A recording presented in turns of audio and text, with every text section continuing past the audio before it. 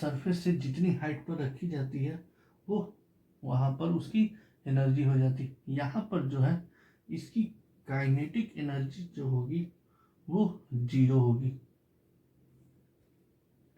On point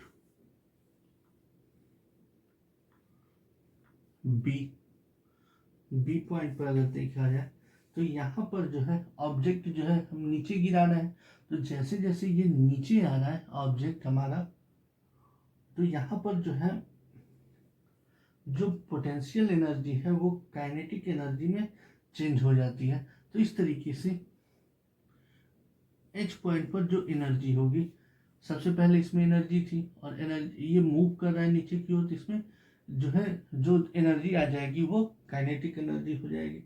तो इस तरीके से हम देखते हैं कि इस पॉइंट पर जो इसमें टोटल एनर्जी होती है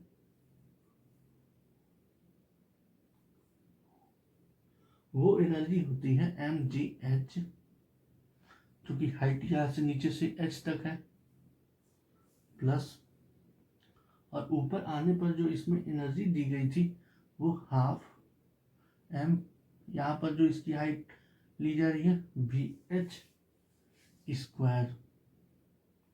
अब हमारे थर्ड पॉइंट पर देखा जाए तो ऑन पॉइंट ओ पॉइंट पर जो एनर्जी होगी ओ इक्वल टू, अब जो है ये जो है टोटली जो है पोटेंशियल एनर्जी से काइनेटिक एनर्जी में चेंज हो जा रही है। तो ओ पोजीशन पर जो इसकी एनर्जी है वो काइनेटिक एनर्जी होगी और वेलोसिटी जो होगी इसकी फाइनल वेलोसिटी होगी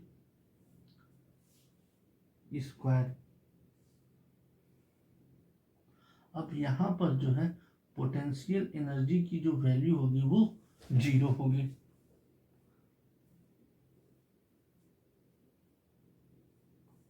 तो इस तरीके से हम ये कहें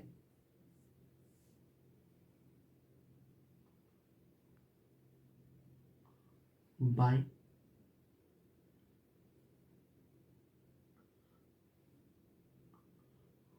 third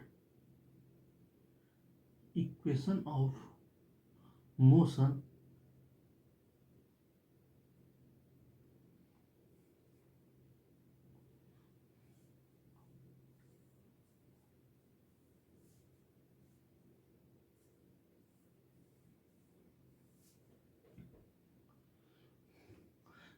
vh square equal to, अब हमें जो है vh स्क्वायर की पोजीशन देखनी है थर्ड इक्वेशन से, तो vh square equal to u की वैल्यू कितनी है 0, और जो हमारा 2 है g, और h की वैल्यू जो यहाँ पर है वो वैल्यू कितनी हो जाएगी इस पोजीशन पर, capital H minus h।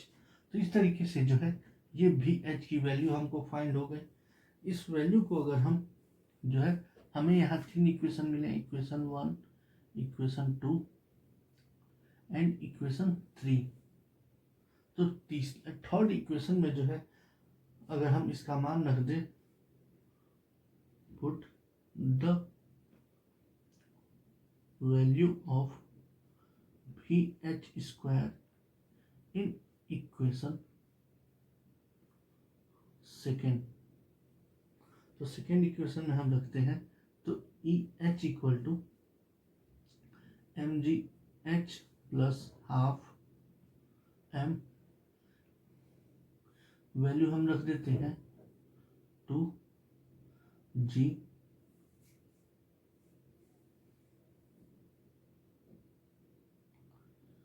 h minus h। तो इसको जब हम सॉल्व करते हैं इस वैल्यू को, तो हमें EH इक्वल टू mgh हो गया, प्लस इसको अगर तोड़ा जाए तो हमें जो वैल्यू मिल जाएगी 1/2 m, इससे हम मल्टीप्लाई करते हैं तो 2gh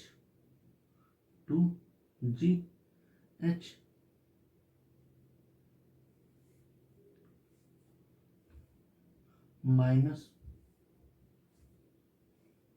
फिर मल्टीप्लाई करते हैं तो m 2g और ये हो जाता है हमारा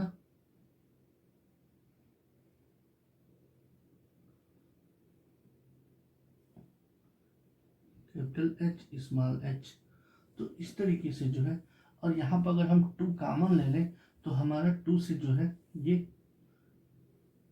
M G H plus half 2 common हो गया। अब हमारे पास जो बचा M G H minus M G H, तो 2 से 2 कैंसिल हो गया। तो इस तरीके से हम देखते हैं कि अगर हम ब्रैकेट को तोड़ें तो एम जी एच प्लस और माइनस दोनों कैंसिल हो जाएंगे और ई एच इक्वल टू हमें मिल जाएगा एम जी एच। तो इसका मतलब ये हो गया कि जो पोटेंशियल एनर्जी सबसे ऊपर वाले पॉइंट पी पर थी, वही पोटेंशियल एनर्जी जो होगी, सेम एनर्जी जो होगी वो बी पॉइंट पर होगी। इसी तरीके से जो है हम फाइनल पॉइंट पर अगर देखें भी एफ पर,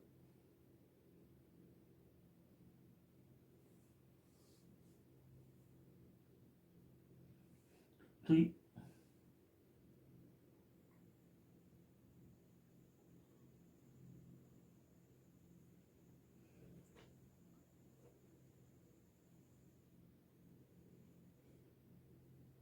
द वैल्यू ऑफ भी F square equal to 0 plus 2 G. अब यहाँ से यहाँ तक की जो हाइट है वो कितनी हो गई, कैपिटल एच। इस वैल्यू को अगर हम पुट कर देते हैं तो E zero equal to half 2 G H, और एम हमारे पास है ही, तो इस तरीके से 2 कैंसिल हो गया और हमारे पास वैल्यू जो बची एम जी एच। अब हम देखिए आप इस पॉइंट पर एंड पहले पॉइंट पर, तीनों पर जो एनर्जी की वैल्यू है वो एनर्जी क्या है, सेम है। तो इस तरीके से हम कह सकते हैं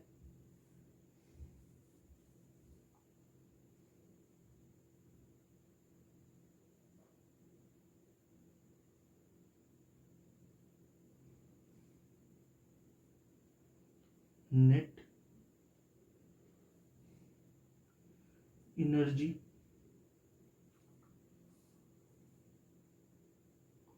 of free fall body is constant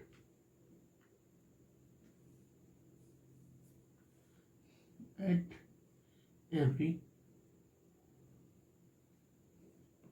point. मतलब ये हो गया कि सभी बिंदुओं पर, सभी स्थितियों में जो नेट एनर्जी होती है किसी भी मुक्त रूप से गिरते हुए पिंड की, वो क्या होती है, कांस्टेंट होती है। This is conservation of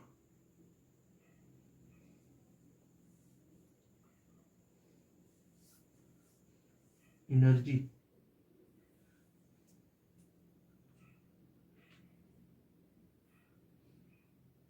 energy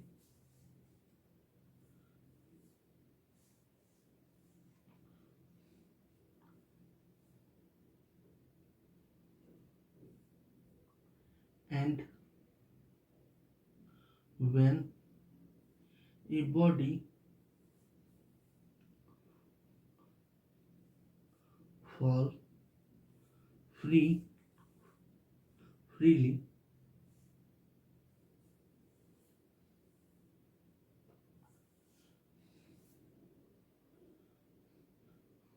downward, then potential energy change in kinetic energy. इसका मतलब ये हो गया कि जो है कोई भी पिंड जो है अगर बिजली ऊपर से नीचे की ओर गिर रहा है तो उस पर जो पोटेंशियल एनर्जी है वो काइनेटिक एनर्जी के फॉर्म में चेंज हो जाती है। तो इस तरीके से हम देखते हैं कि हर पोजीशन पर जो है किसी भी ऑब्जेक्ट की जो एनर्जी होती है वो जो है सेम होती है, चेंज नहीं होती है। तो इसका अगर देखा जाए कि ये भी कह सकते हैं कि अगर कोई पिंड जो है पृथ्वी से टकराता है तो और अचानक रुकता है तो उसकी जो एनर्जी होती है, चूंकि एनर्जी हम जानते हैं, एनर्जी लॉ हमारा कहता है कि energy not create not destroyed, it is convert into one state to another state. मतलब ये हो गया कि ऊर्जा जो होती है कभी भी न तो उत्पन्न होती है न ही नष्ट होती है, केवल एक फॉर्म से दूसरे फॉर्म में चेंज होती है। तो यहाँ पर होता क्या है कि वो एनर्जी जब भी कोई वस्तु जो है नीचे गिरती है और टकराती है तो उसकी एनर्जी लाइट एन में या वॉल्यूम में, ध्वनि जिसे कहा जाता है, या उष्मा में परिवर्तित हो जाती है।